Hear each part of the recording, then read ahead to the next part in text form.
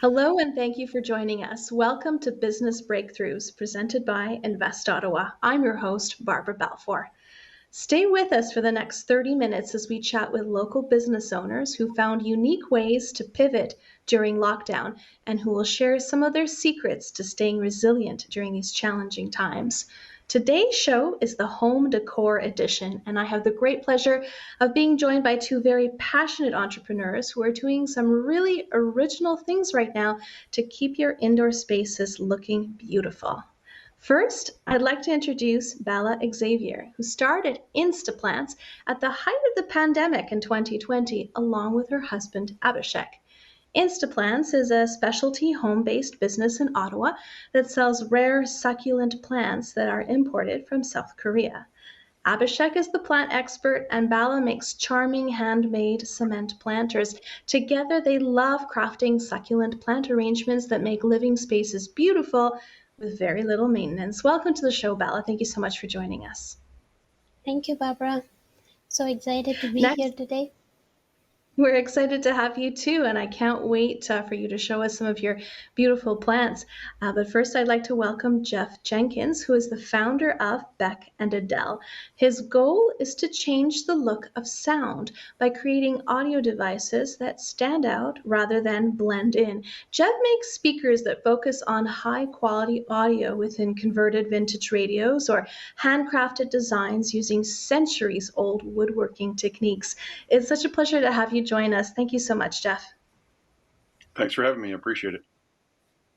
So, I want to start with you, and I'm dying to know your business is called Beck and Adele. It's very catchy, but who are Beck and Adele?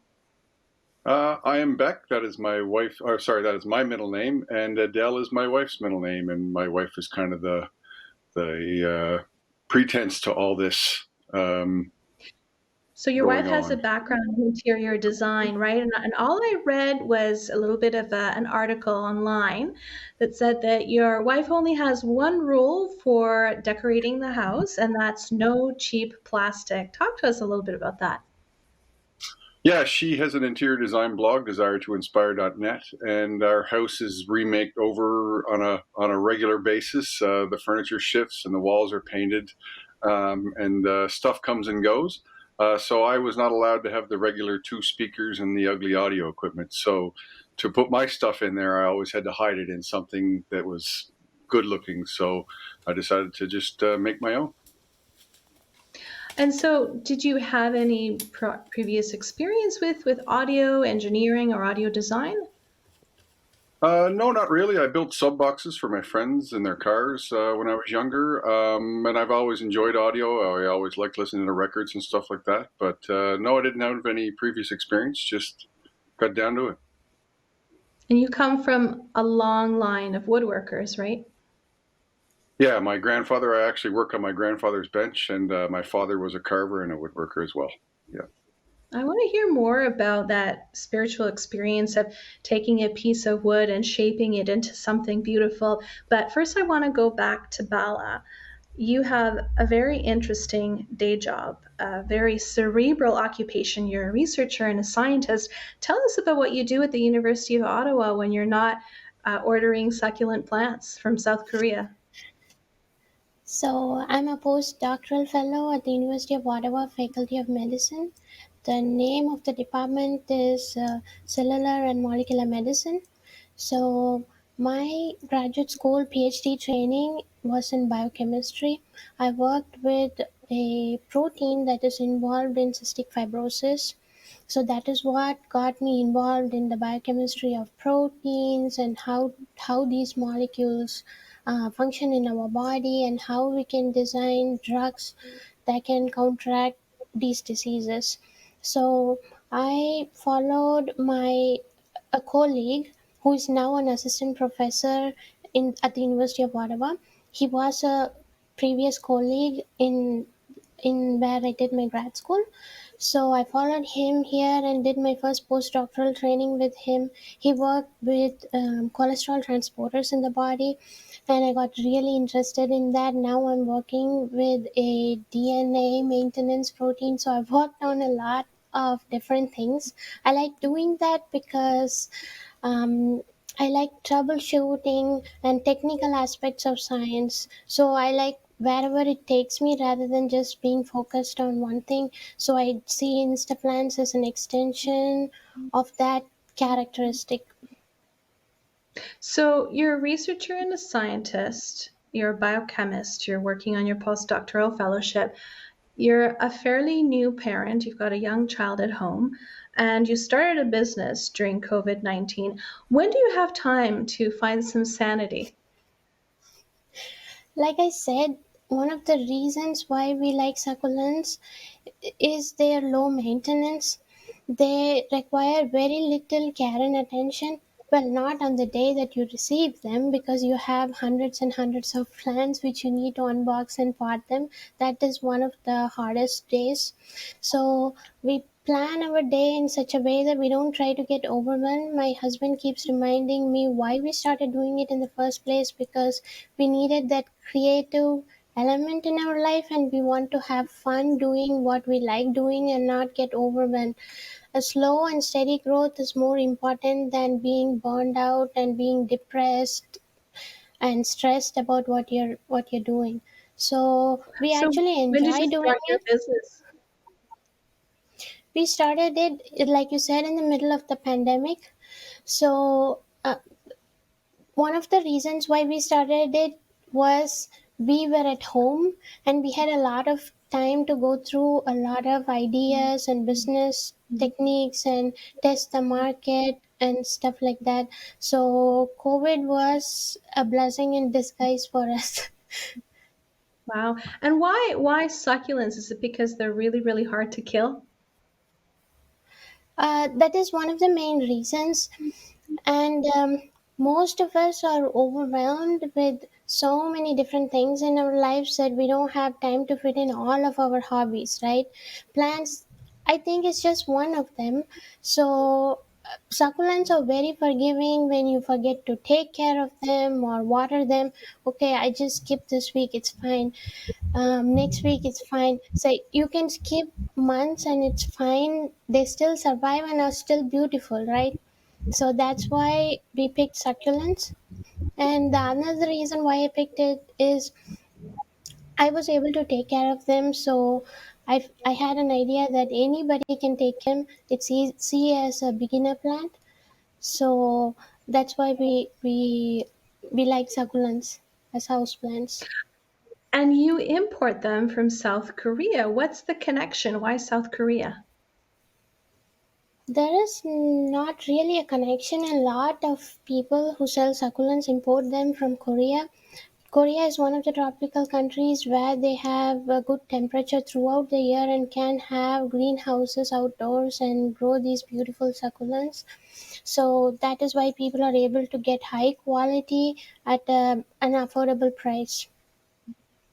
What I So love that is about your business Oh, sorry. What I love about your business idea, Bella, is that you're not only creating something that even someone like me who has a black thumb, definitely not a green thumb, someone like me will never kill and will live hopefully in my home for a long time. I love that you're combining importing something rare and unusual, but there's a very strong local handcrafted element to that. You make containers for your succulents that are so original and so adorable. I almost can't handle thank it. you. And you've sent us some videos of you making them by hand in your garage. Take us through the process. How long does it take you to make one of these pots? And how did you come across that idea in the first place?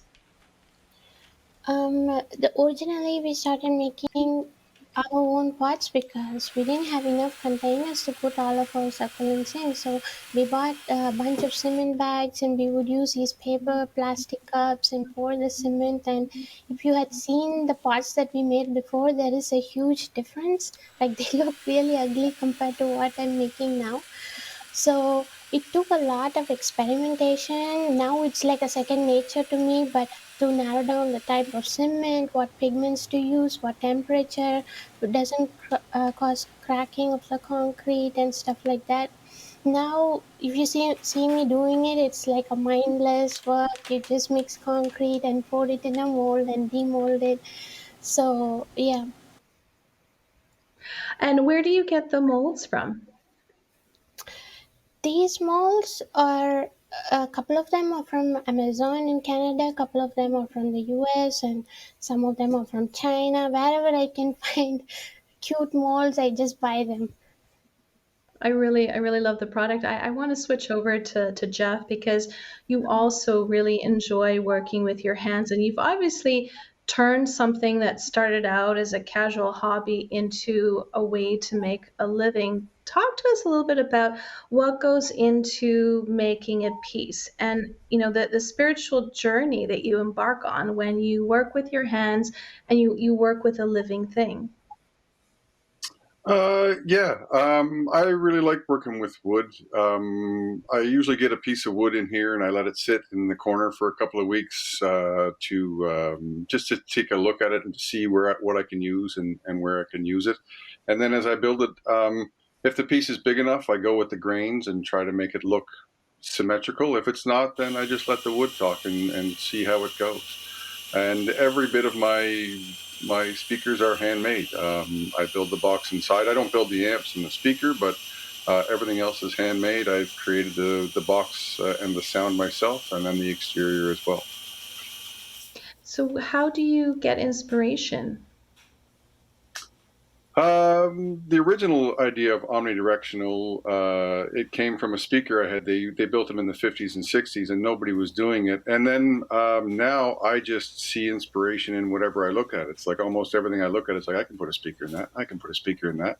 I can build something like that. So it's just grown in from there. Tables, tabletops, antique radios, a toaster, wherever. Toaster, really? Yeah, I have a toaster Oh, I'm working on right now. So yeah, you can put it in the so kitchen. so obviously you can't put a piece of bread in there. Not anymore. No, no, not anymore. I built one out of an antique heater too. My friend has it. He enjoys it quite much. So. That's very fascinating. And how long does it take you to create something like that from scratch? The wooden speakers, the tabletop version is about 10 to 12 hours, depending on how crafty I get with the wood. But yeah, it takes about 10 to 12 hours for the entire process over a That's couple not of bad. days. And where do Yeah, you no, get it's the pretty wood good. from? Wherever I can, I source it from a tree that somebody cut down, or a lumber yard, or I can repurpose wood to use it again. I built one for my brother that was out of an old piece of pine our dad gave us. So Wow. And what are some of the lessons you learned when you were growing up watching your grandfather and your father work with wood? Did they intend to pass on their knowledge to you? yeah, they definitely did. I watched. My grandfather was not alive when I was born, but my father definitely had me around creating his stuff. I learned by watching, and I just watched a lot and picked up. And my dad was very good with, here, get over here and try this and see how it works, and make your mistakes and learn, and make your mistakes and learn, and that's how we get here. So when did you start your business? I started the handmade speakers last year. I've been doing the antique radios since about 2013, up and down on my pastime. But really, last year I took a foothold and said, okay, this is what I'm going to do, and we're going to do it. And what did you do before this?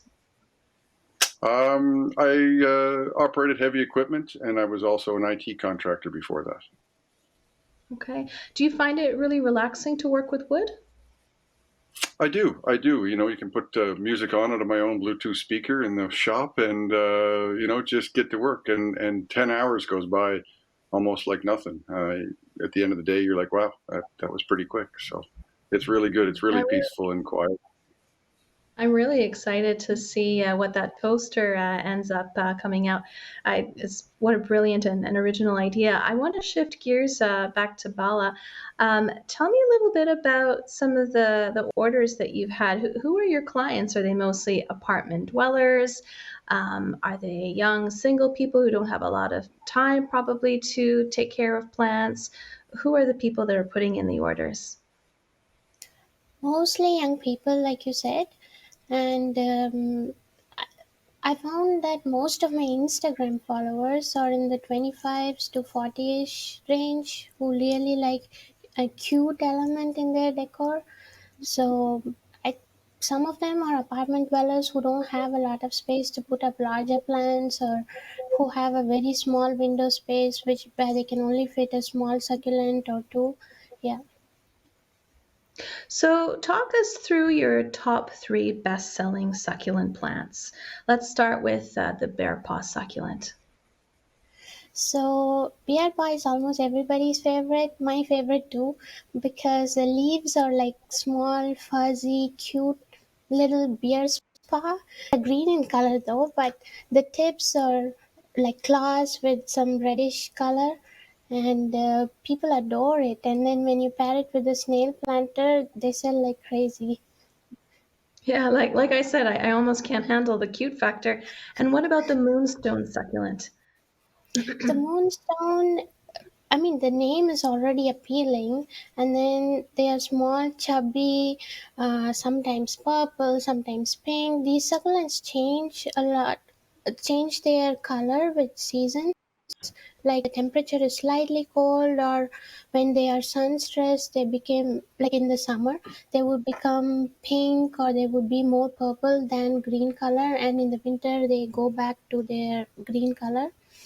So Moonstone is a lot of customers' favorite as well. And what is your third best selling succulent plant? My third best-selling succulent is actually a rare plant which you don't see very often here in Canada. It's called Agavidas Romeo. It's like a really dark red rosette of leaves. So these type of succulents you don't usually see normally, and people go crazy over it. And when you look at it, you're like, wow, you have not seen something this colorful, right? And so, how many of these do you sell typically? In an order, we usually have maybe 50 beer bars, something like that. We try to distribute it for different customers. We have two types of customers. One is a collector, and the other one is like regular people. So the collectors, they usually like rarer plants, and which you don't see here, and we try to even out, like we are starting to learn the customer preference for this area, and we try to even it out, like maybe place 50 beer pass, 50 um agavitis romeo, something like that. So every order we expect some 10 to 20% of the plants won't survive because of the shipment and other reasons, like it's hard to maintain them for longer periods of time. Some of them just don't make it. So we, yeah, So, you can kill them after all. we can kill the shipping. Mostly kills them. They are in a weak state. Like I was expecting a shipment last week and it's delayed. I'm hoping you will be here this week. And every day that's delayed, you're like, you don't know how many plants are going to die. Do you Yeah, still have to pay because for they are. them? Yes, yes. So you pay for them, and then you be prepared for some of them dying in the process. Last year, due to COVID, all of our packages were delayed more than usual, so there were more casualties last year. But we hope this year will be different and we don't have to deal with all of that. Is the reason you and your husband have decided to keep on with your full time day jobs because you want that safety net while you're starting your business Yeah, financially? exactly. So, at least in the first few years, we think it's a good idea because without any stress, we don't have the pressure, and we are just creating because we love doing it. That we don't want that pressure right now. So that's exactly why we are keeping it. I want to switch gears back to Jeff. The decision to pursue the path of entrepreneurship was one that you didn't take lightly. And along with that metamorphosis came a physical transformation. Talk to us about that. Yeah, when I was getting into this, I was watching Dragon's Den, and I found that they don't invest in the product as much as they invest in people. And when I looked at myself in the mirror at 300 and some odd pounds, it's like, I wouldn't invest in myself. So I had to go through a transformation. With the physical, it became mental too. It works from the head down. It literally starts in your brain and goes down to your body. So through keto, I dropped 100 pounds and am Wow. into a more healthy lifestyle, watching what I And how eat long and did it take exercise. you? The 100 pounds took me about 8 months to do, and then getting off it and then learning proper eating and stuff like that, I gained and lost, but I'm down over 100 pounds altogether. So did you feel like you weren't really prepared to dive in with both feet until you had undergone that weight loss? Yeah, I actually had to prove something to myself too, that I could do it and that I was ready for it and fit enough to do it. Because if I was still 300 pounds, I'd be dragging my butt around and not doing what I was supposed to be doing. So yeah, it was very good, and it was needed for me to get to this step. Is a lot of physical hard work and labor involved in putting together one of your pieces? No, no, but you got to be standing on your feet for long periods of time, and you got to do the wood around. And I mean, the process over and over again, it can get tedious and tiresome. So yeah, it's always better to be in better physical shape, and then your brain's more there too.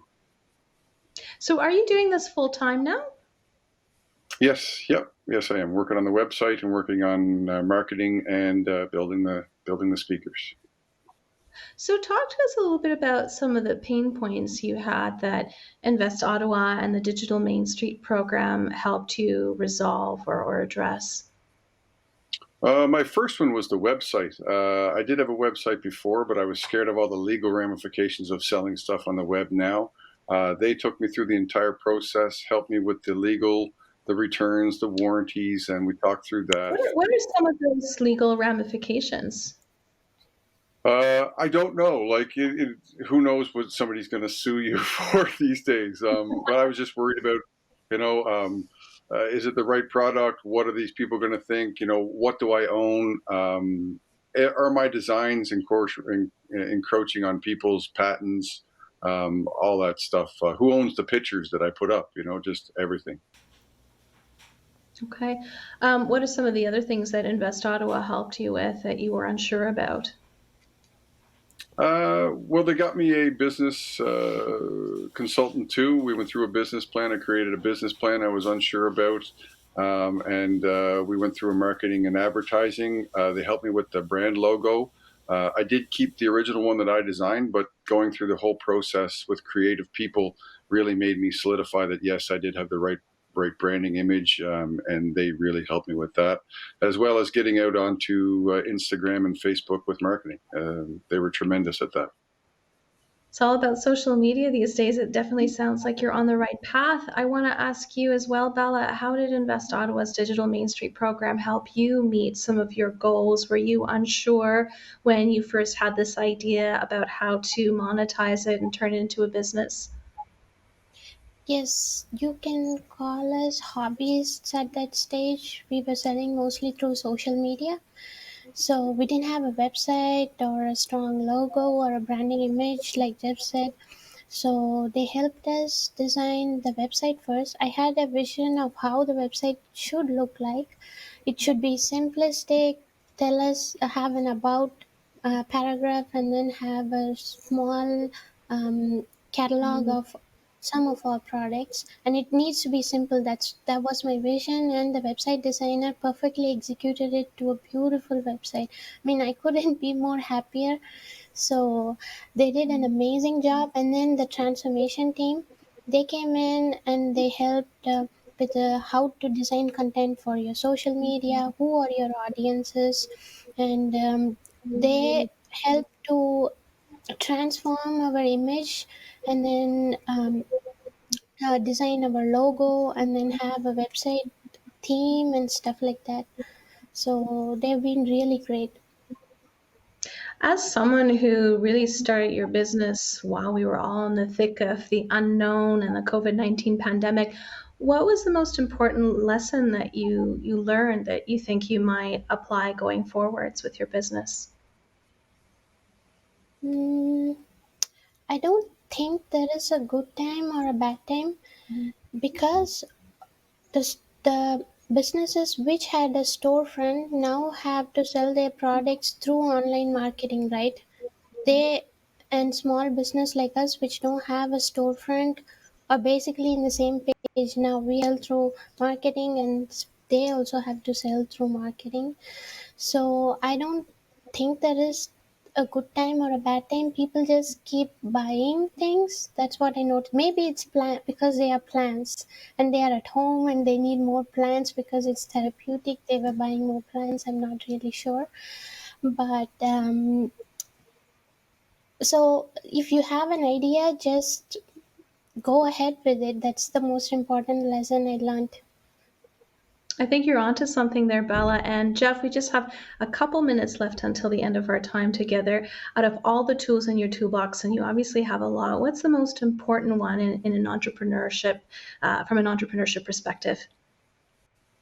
Um, just expect to fail and keep getting up. Just keep going. Just keep learning. Keep going. You're not going to know everything. You're never going to know everything. And don't be fearful of the unknown. Walk into it, and if you fall, then get up and keep going. And what are your plans for the future? I'm going to find out how to market audio speakers in the world where I can't connect to people like person to person. And just keep going and marketing them and just get the name out there and get the brand and the quality out there. I'm so looking forward to seeing both of your success moving forward. I want to thank you both so much for joining us today and for providing us with a front row seat to what it means to be a business owner in these very unusual and challenging times. And for those of you at home who are watching today's episode of Business Breakthroughs presented by Invest Ottawa, thank you so much for joining us. Don't forget to support local, and we'll see you again next week. Have a great day.